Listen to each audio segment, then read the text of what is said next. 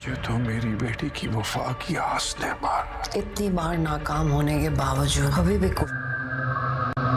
उसके वार से बचना चाहिए। कोशिश कर रही है किसी तरह आपको राजी कर ले। एक भाई ने हमें एक तरीके से लूटा और दूसरा भाई दूसरे तरीके से हाथ डाल रहा था। मुझे दोनों बेटों ने मुझे नजरें मिलाने के काबिल नहीं छोड़ा। सॉरी, मैं चंद दिनों के लिए अमेरिका जा रहा हूँ आपके केस के लिए। चाचा, आपको मरना नहीं है, आपका अंजाम अभी बाकी है।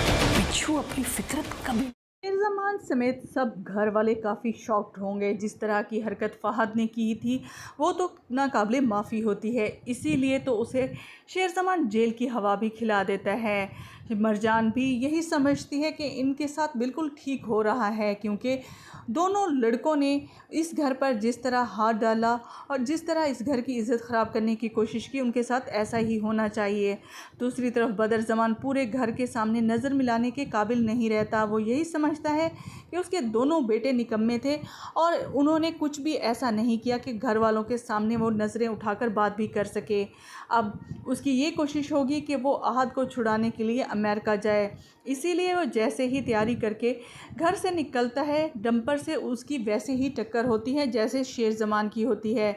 शेरज़मान की हिदायत के मुताबिक उसे इस तरह टक्कर लगती है कि वो ज़िंदा रहे, ताकि वो भी शेरज़मान की तरह असाइलम में रहे। शेरज़मान उसे यही कहता है कि शेर धाड़े या ना धाड़े, शेर शेर ही रहता है और उसके वार से ज़रूर बचना चाहिए। दूसरी तरफ शुजात को ये लगता है कि उसकी बेटी ने वफ़ा की हद कर दी है और वो उसको राज़ी करने के लिए क्या कुछ नहीं कर रही। फ़जर की माँ भी उसे यही कहती है कि फ़जर आपकी बेटी और कभी भी